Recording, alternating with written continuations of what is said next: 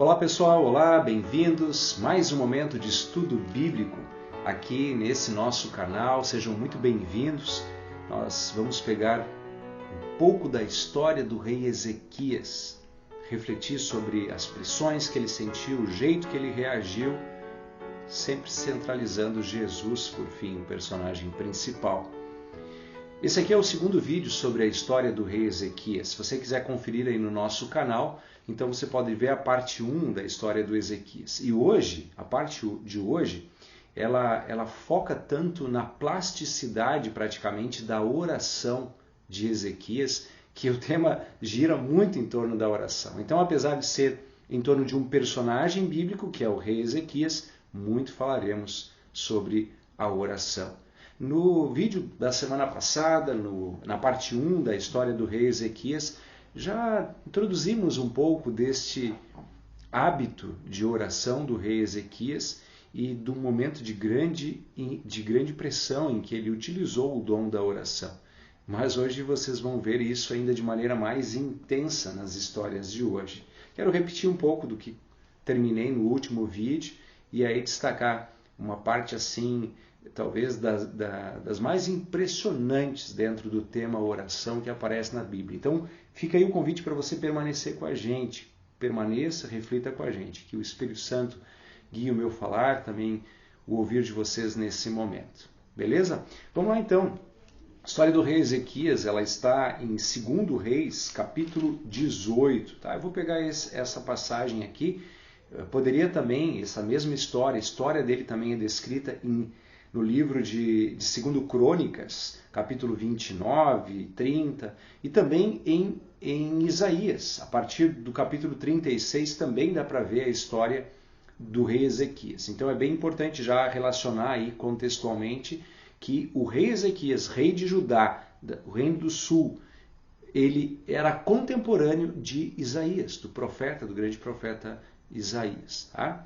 Então assim, na semana anterior, no vídeo 1 da história do Ezequias, eu destaquei um pouco da reforma que ele promoveu entre o povo, destruindo inclusive aquela cobra, aquela serpente de bronze que tinha sido utilizada por Moisés e que foi um mandamento, uma promessa de Deus colocada sobre ela. Só que o povo começou a se apegar supersticiosamente, como se aquela serpente de bronze fosse um próprio Deus. Reflexões sobre isso no vídeo da semana passada. Hoje eu quero destacar um momento em que o império da Assíria simplesmente começou a dominar e destruir todos os povos ao redor. Inclusive o reino do norte. Destruiu Siquém, Samaria, tudo. Ainda diz a palavra que o reino da Assíria começou a descer e conquistar as cidades fortificadas de Judá, ou seja, do reinado do rei Ezequias. Está no capítulo 18, versículo 13 e seguintes, diz assim, no 14º ano do reinado de Ezequias, Senaqueribe, rei da Assíria, atacou todas as cidades fortificadas de Judá e as conquistou. E assim ele foi se aproximando de Jerusalém. Pressão total sobre o nosso personagem de hoje, que é o rei Ezequias. Vamos ver como é que ele se comporta e como é que ele reage. Bom, conta a história que aí o império da Assíria vinha sempre com um exército enorme, realmente assim muito grande, o exército com que eles vinham atacar. Descreve-se depois ali, quase no capítulo 20, que eram 185 mil soldados. Então pouco restava o que fazer ao rei Ezequias e ao povo. Estavam completamente sob pressão. Se não bastasse isso, o rei Ezequias tentou ainda negociar, oferecer tributos, oferecer impostos. Só que esses impostos eles não aplacaram o rei da Síria. Eles receberam os impostos e depois disseram que iam dominar e destruir da mesma forma. E aí o que acontece? Se não bastasse tudo isso, o Senaqueribe, o rei inimigo, manda, digamos, 3 generais. Um deles tem um nome estranho, é Rabsaqué, acho que é assim que se diz, Rabsaqué. E eles então dão um grande discurso, para deixar o povo com grande medo. E eles diziam um discurso deles assim, olha, nenhuma nação, o pessoal era bem religioso e vocês acham que adiantou? O povo ali adorava o Deus tal, nós destruímos igual. Aquele povo lá adorava o Deus tal, nós destruímos igual. Né? Então, não confiem no rei de vocês. O rei Ezequias, o rei de vocês, está dizendo que vocês devem confiar em Deus, o Criador, o Senhor. Balela, nós vamos destruir do mesmo jeito. Nessa hora do discurso, eles estavam discursando, ele estava falando na língua do povo. O povo subia nas muralhas e escutava. Aí, inclusive, um dos servos do rei Ezequias chegou e disse assim, por favor, se você olhar na sua Bíblia, está em 2 Reis 18, versículo 26. Por favor, fale com estes seus servos em aramaico, porque nós o entendemos. Não fale em hebraico aos ouvidos do povo que está sobre a muralha. Aí o Rabsaqué, é aí mesmo que ele disse, não, eu vou falar para o povo ouvir, que eles têm que ouvir. Não confiem em Ezequias. Não confiem nesse conselho de que devem botar a sua fé em Deus. Não façam isso. Né? Então foi uma grande afronta. O rei Ezequias não estava aqui nessa hora. Aí os funcionários do palácio foram até lá, falaram com o rei Ezequias e contaram de todas as barbaridades que o pessoal da Assíria estava dizendo. Né? E o rei Ezequias recebeu isso, né? Soube os milhares de soldados da Assíria que estavam ao redor. E aí entra o tema oração. Ele começa a orar. Pede, Deus, escuta aí o que eles estão falando. Né? Ele até diz para os Deus deve ter ouvido a zombaria deles. Vamos confiar em Deus. E na oração, de novo, ele colocava diante de Deus tudo. Né? E aí aconteceu assim, que eu uso a expressão plástico. É um exemplo de oração muito plástica. Veja o que aconteceu. Acontece que no capítulo 19, versículo 9 e seguintes, diz que o rei da Assíria, o nome dele era Senaqueribe, ele mandou uma carta para o rei Ezequias. E nessa carta, literalmente dizia, não deixe que o seu Deus, em quem você confia, o engane, ao dizer, Jerusalém não será entregue nas mãos do rei da Síria. Você já ouviu o que os reis da Assíria fizeram com todas as terras, como as destruíram totalmente, e você pensa que poderá escapar? Será que os deuses das nações livraram os povos que os meus pais destruíram? Gozã, Azã, Recefe, e os filhos de Éden, que estavam em Tedazar? Onde está o rei de Amarate, o rei de Arpade, o rei da cidade de Serfarvaim? Então, assim, diz assim, numa carta que diz assim, não confie no seu Deus, isso é balela. Uma carta, tá? Uma carta. Aí veja o que diz a partir do versículo 14. Ezequias recebeu a carta das mãos dos mensageiros e a leu. Agora, olha só. 2 Reis 19, versículo 14. Então Ezequias subiu à casa do Senhor, a casa de Deus, diríamos assim, a igreja, o templo que eles tinham, né? E estendeu a carta diante do Senhor, como se fosse para o altar. E Ezequiel orou diante do Senhor, dizendo, ó Senhor Deus de Israel, que estás entronizado acima dos querubins, somente tu és o Deus de todos os reinos da terra. Tu fizeste os céus e a terra. Inclina, ó Deus, os ouvidos e ouve. Abre, Senhor, os olhos e vê.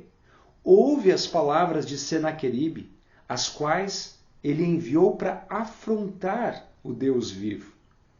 É verdade, Senhor, que os reis da Síria assolaram todas as nações e suas terras e lançaram no fogo os deuses deles, porque não eram deuses, mas objetos de madeira e pedra feito por mãos humanas.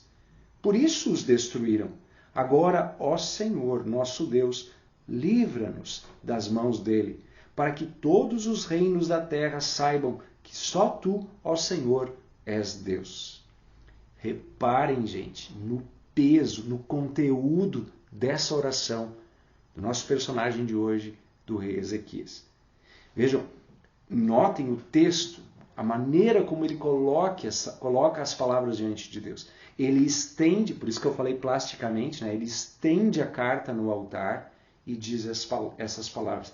Veja o início, ó Senhor Deus, Deus de Israel, que estás entronizado acima dos querubins. Somente tu és o Deus de todos os reinos. Eu destaco aqui a palavra entronizado e reinos. Ele estava com uma carta de um outro rei, que se achava todo poderoso, o rei Senaqueribe, e ele próprio era um rei. 2 entronizados. Mas quando ele ora a Deus, ele diz, tu és o rei de tudo. Tu estás entronizado acima dos querubins. Tu és o rei sobre todos os reinos. Vejam a posição de humildade que ele se coloca. Como quem diz assim, o rei Senaqueribe está se achando, mas tu és o rei dos reis. Responde-nos. Inclina teus ouvidos, inclina teus olhos, percebe o que a gente está passando. E assim ele diz o amém dele. Diz o amém dele. Depois disso, diz o versículo de número 20. Então Isaías, filho de Amós, mandou dizer a Ezequias. E agora é o profeta Isaías relacionando-se. Assim diz o Senhor, o Deus de Israel, eu vi a oração que você me fez a respeito de Senaqueribe, rei da Síria. E esta é a palavra que o Senhor falou a respeito dele. A virgem, a filha de Sião, desdenha e zomba de você. A virgem, a filha de Sião é o povo, né? O povo de Israel. Desdenha de você. A filha de Jerusalém meneia a cabeça atrás de você. A quem você afrontou? E de quem blasfemou? E contra quem você levantou a voz e ergueu os olhos com arrogância? Contra o Senhor de Israel. Por meio dos seus mensageiros você afrontou o Senhor e disse, com a multidão dos meus carros de guerra eu subi ao alto dos montes, ao mais interior do Líbano, enfim, né? E conquistei tudo. E aí no final ele diz assim, por isso eu farei com que Senaqueribe volte para a terra, né? Nós diríamos aqui na nossa linguagem, com o rabinho no meio das pernas, né? Em linguagem poética diz assim, o meu anzol no seu nariz foi colocado e o meu freio na sua boca e farei você voltar pelo caminho por onde você veio. Versículo 28b, né? O meu anzol coloquei no seu nariz, o meu freio na sua boca e farei você voltar, Senaqueribe, com o rabinho no meio das pernas. Assim disse o profeta Isaías, encorajando o rei Ezequias depois de sua oração. Encurtando aqui, né, apesar dessa história ser tão bonita, eu quero ainda destacar outra história hoje. Assim aconteceu. Tá? Se a gente olha, então, a partir do versículo de número 35, diz assim, naquela mesma noite, o anjo do Senhor saiu e matou 185.000 homens no arraial dos assírios. De manhã, quando os restantes se levantaram, lá estavam todos aqueles cadáveres. Então Senaqueribe, rei da Síria, levantou o acampamento e foi embora, voltou para Nínive e por lá ficou. Aqui está a resposta, tá? Isso aqui está em 2 Reis, capítulo 19, versículo 35 em diante. Simplesmente diz assim, o anjo do Senhor passou pelo acampamento, 185.000 morreram. Algumas descrições paralelas de mortes por epidemias em exércitos, e se fala de grandes mortes de assírios, enfim. Pode ter acontecido isso, mas quem guiou isso foi o próprio Senhor, que foi afrontado pelo rei Senaqueribe, mas principalmente que foi invocado por Ezequias. Que bela história de oração. Se não bastasse essa oração plástica em que ele pega a carta de insulto e leva diante do altar e ora, ainda há um outro trecho impressionante que está no capítulo 20. Pessoal, recebam com atenção, meditação e ouçam e percebam nesse personagem, o rei Ezequias, um grande exemplo de oração. É claro que aqui nós não queremos centralizar tanto Ezequias, mas aquele em quem ele confiou. Mas através desses ícones, desses homens de fé, também nos motivamos através da palavra. Veja o que diz o capítulo 20. Por esse tempo, Ezequias, o rei, adoeceu de uma enfermidade mortal. O profeta Isaías, filho de Amós, foi visitá-lo. Ele disse, o Isaías, que antes deu a palavra de Deus, agora Isaías diz assim: assim diz o Senhor, ponha em ordem a sua casa, porque você morrerá, e você não vai escapar. Bum! Que notícia, hein? O profeta Isaías foi visitá-lo em sua enfermidade e, em vez de trazer talvez uma palavra de consolo, trouxe a real, aquilo que ele sabia. Ele disse, olha, tu não vai sobreviver. Essa doença vai levar a tua vida. Tu vai morrer. Arruma tuas coisas porque tu vai morrer. Essa foi a palavra sincera do profeta Isaías em nome do Senhor. Assim diz o Senhor. E aí veja o que aconteceu. O tema é oração novamente. Diz assim: então Ezequias virou o rosto para a parede. Meio plástico de novo, como quem está deitado e vira o rosto para a parede, se foca em uma coisa, que é a oração.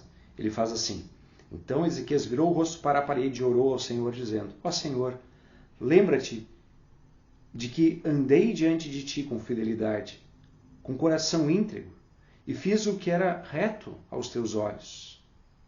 E Ezequias chorou amargamente, diz o texto. Uma oração regada a lágrimas, feita pelo rei Ezequias. E aí diz assim o versículo de número 4, que é impressionante: antes que Isaías tivesse saído do pátio central, a palavra do Senhor veio a ele dizendo: volte e diga a Ezequias, príncipe do meu povo, assim diz o Senhor, o Deus de Davi, seu pai, ouvi a sua oração, vi as suas lágrimas, eis que eu vou curá-lo. E ao terceiro dia você subirá à casa do Senhor. Acrescentarei 15 anos à sua vida e livrarei das mãos do rei da Síria, tanto você quanto essa cidade. Defenderei essa cidade por amor de mim e por amor de Davi, meu servo. E aí então, ainda diz que houve um sinal, houve um sinal para ele. E esse sinal é impressionante, pessoal. Compartilho com vocês aqui, talvez alguns lembrem dessa história. Quem não lembra, lê com atenção lá 2 Reis, capítulo 20. Ezequias assim: Ezequias perguntou a Isaías: qual será o sinal de que o Senhor me curará e de que ao terceiro dia subirei à casa do Senhor? Isaías respondeu: esse é o sinal que você receberá do Senhor, para indicar que ele cumprirá o que prometeu. Você quer que a sombra se adiante 10 graus ou que retroceda 10 graus?